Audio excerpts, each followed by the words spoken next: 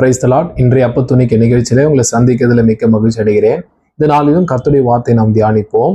Esther 2வது அதிகாரத்துல 11வது வசனத்தை நான் உங்களுக்காக வாசிக்கிறேன். எஸ்தருடைய சுக செய்தியையும் அவளுக்கு நடக்கும் காரியத்தையும் அறிய மொர்தெகாய் நாடோறும் கன்னிமாடத்து முற்றத்துக்கு முன்பாக உலாவுவான்.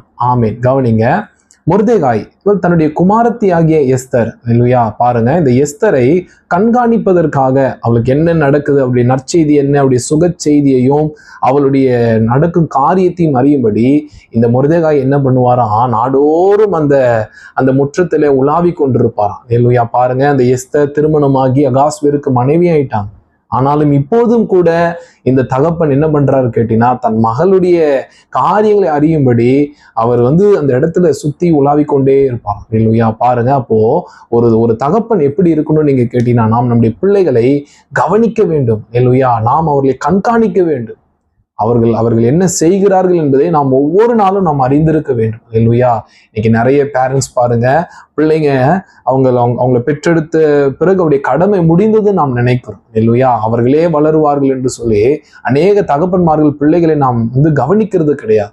நாம் கவனிக்க வேண்டும். அவருடைய நண்பர்கள் யார், அவர்கள் எங்க போறாங்க வராங்க, அவங்களுடைய மொபைல் போன்ல அவங்க எப்படி யூஸ் பண்ணிட்டு இருக்கிறாங்க, இதையெல்லாம் நாம் வாட்ச் பண்ணணும், நாம் கவனிக்க வேண்டும். இல்லையா? நாம் இப்படி கவனிக்கல அப்படின்னா சாத்தான் நம்முடைய பிள்ளைகளை தவறாய் நடத்தி விடுவோம். இல்லையா? அப்போ இதற்கு நாம் இடம் கொடுக்கவே கூடாது.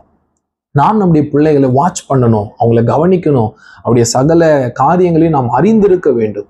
இந்த மொர்தெகாய் பாருங்க, எஸ்தருடைய அந்த கன்னிமாடத்துக்கு முன்பாகவே உலாவி கொண்டே இருப்பார்.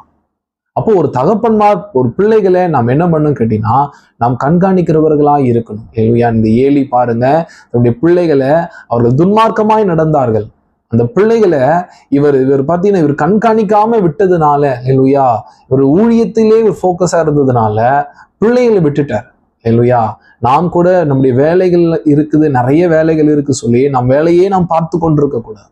நமக்கு வேலைகள் நாம் செய்யதான் வேண்டும். இருந்தாலும் நம்முடைய பிள்ளைகள் மேல் நாம் எப்போதும் ஒரு கண்ணை நாம் வைத்திருக்க வேண்டும். இல்லையா? அவருடைய சகல நடக்கையும் நாம் கவனித்து கொண்டே இருக்கணும். இது ஒரு தகப்பனுடைய ஒரு கடமையா இருக்குது. காரணம், பிள்ளைகளை கொடுத்த ஆண்டவர் நம்ம இடத்துல ஒரு நாள் கணக்கு கேட்பார். இல்லையா? நாம் அவருக்கு சரியான பதிலை நாம் கொடுக்கத்தக்கதாய் இந்த பூமியிலே நாம் நம்முடைய பிள்ளைகளை நாம் சரியாய் கவனித்து கண்காணித்து நாம் அவரை நடத்த வேண்டும். ஒவ்வொரு தகப்பன்மாருடைய கடமையும் பொறுப்பாகவும் இது இருக்கிறது. இதை நிறைவேற்றுங்கள். கர்த்தர் உங்களை ஆசீர்வதிப்பார். ஆமென்.